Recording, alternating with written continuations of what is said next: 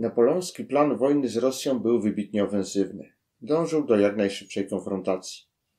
Nocą z 23 na 24 czerwca 1812 roku 400-tysięczna armia napoleońska rozpoczęła przeprawę przez Niemen, po 3 mostach rozwijając marsz na Wilno. Za Niemnem panowała kompletna pustka i cisza, ani śladu ludzkiej obecności. Rozpłynęły się nawet warty kozackie pilujące dotąd granicy. Napoleon uderzył na Litwę, gdyż wiedział, że tu stacjonują główne siły rosyjskie. Liczył, że o litewską stolicę Rosjanie wydadzą mu walną bitwę, jednakże rozumiał błędnie.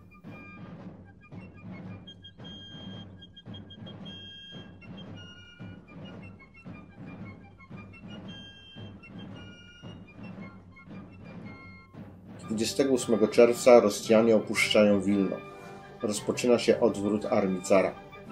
Bonaparte wkracza do pustego Wilna. Bagration, poinformowany o francuskiej przeprawie przez Niemen, przerwał marsz na północ. Napoleon postanowił teraz odciąć Bagrationa od sił głównych i rozbić go w izolacji. Niestety szybkość nie była tym razem atutem Francuzów. Maszerujące powoli korpusy Hieronima Bonapartego i księcia Józefa Poniatowskiego nie dogoniły Bagrationa. Brat cesarski dodatkowo zmarnował jeszcze 4 dni, uzupełniając rezerwy prowiantowe. Kiedy zawiodła próba dopadnięcia Bagrationa, Napoleon błyskawicznie zmienił plan. Ruszył czym prędzej w stronę Połocka. Tam chciał przekroczyć Dwinę i zajść od tyłu umocnienia rosyjskie pod Drysą, gdzie pierwotnie miała się schronić armia Barclaya de Tolly.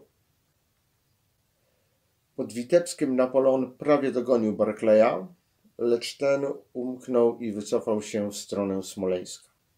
Minęło już 5 tygodni kampanii. Wielka armia pokonała ponad 450 km rosyjskich pustkowi, wylejącym się z nieba żarze. Okolice były dokładnie opustoszałe i ogołocone z żywności, tym bardziej, że ustępujący Rosjanie ewakuowali lub spalili wszystkie dostępne rezerwy prowiantu, z którego mogły skorzystać armie inwazyjne.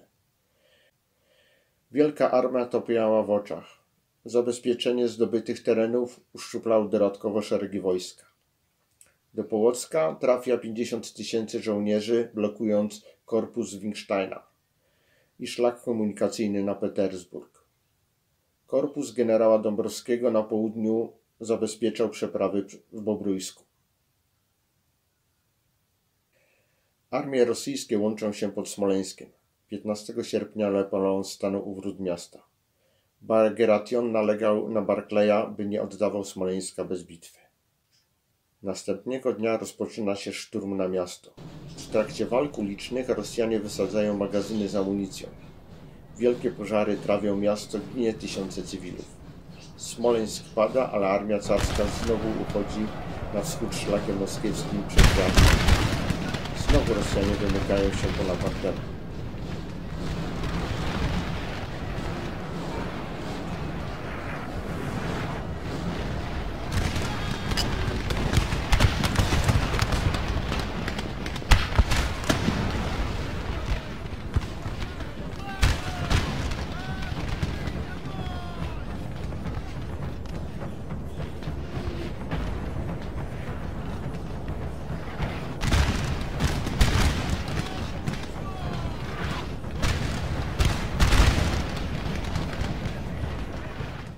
Tymczasem car Aleksander pozbawia dowództwa Barclaya de Tolly, by uniknąć buntów armii zdemoralizowanej ciągłym oddawaniem pola. Na czele armii staje Kutuzow.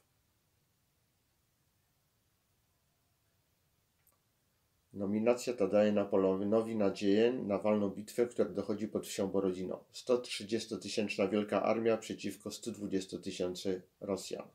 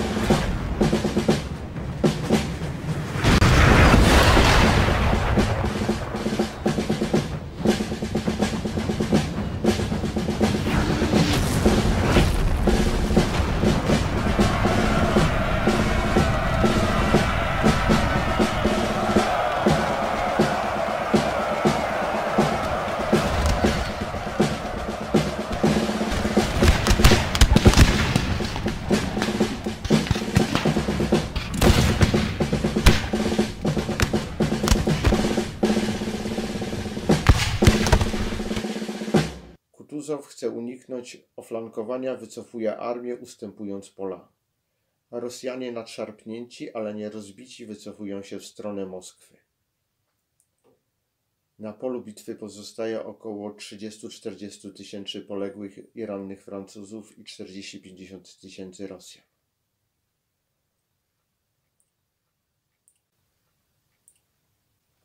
Czternastego września Napoleon wkracza do Moskwy. Tego dnia o zmierzchu wybuchły pierwsze pożary. Rankiem następnego dnia pożary gwałtownie się nasiliły.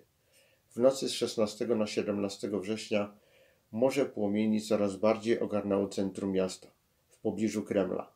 Pożary wybuchały prawie jednocześnie w różnych, nawet nieodległych krańcach miasta. Napoleon, próbując nakłonić cara do kapitulacji, czeka w Moskwie do 18 października. Bezowocnie. Aleksander wie, że nadchodzi zima. Mały kapral pod komendą ma już tylko 100 tysięcy żołnierzy. Wielka armia rozpoczyna odwrót na południe w kierunku Kaługi, niespustoszonych regionów i magazynów. Kutuzow 24 października w bitwie pod Małojarosławcem blokuje Bonapartego i zmusza do powrotu na spustoszony szlak smoleński. Rozpoczyna się tragiczny odwrót. Za regularną armią podążają tysiące maruderów oraz tabory obładowane zdobyczami z Moskwy. Rosjanie kąsają upadającą armię. 30 października przechodzą pierwsze mrozy.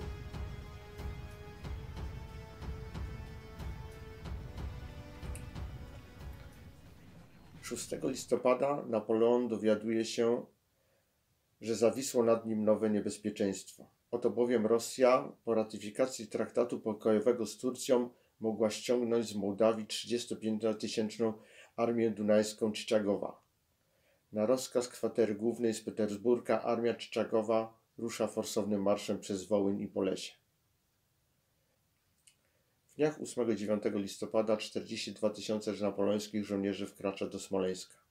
Napoleon dał armii kilka dni odpoczynku, licząc na przyjęcie miejskich rezerw i uporządkowanie szeregów przed dalszą drogą.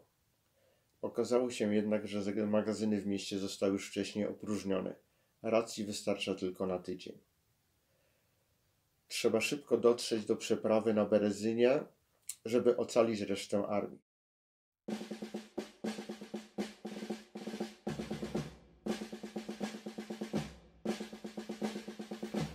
W Borysowie stoi most, ale Czyczagow dociera od południa pierwszy i zajmuje miasto, paląc przeprawę.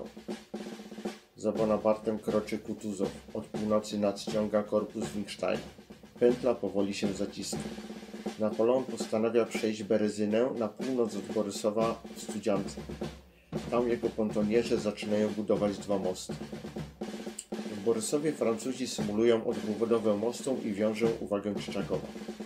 26 i 27 pod Studzianką, broniąc się przed atakami spóźnionych Rosjan, na dwóch mostach przeprawia trzon armii, 27 tysięcy żołnierzy, pozostawiając 10 tysięcy maruderów, cywilów, którzy wpadają w ręce kozaków. Z 400-tysięcznej armii Napoleona zorganizowanych z wojsk zostaje niecałe 30 tysięcy. Ale armia rosyjska także cierpiała na skutek mrozów, choć ubrana była o niebo lepiej niż żołnierze napoleońscy. Po Borodino Kutuzow miał pod bronią 97 tysięcy żołnierzy. W połowie grudnia, więc zaledwie po 2 miesiącach, gdy docierał do Wilna, miał już 27,5 tysiąca. Stracił także 2/3 armat z 622, które posiadał. Tak ciężkie były warunki tych niekończących przemarszów w czasie tej wyjątkowo morderczej zimy.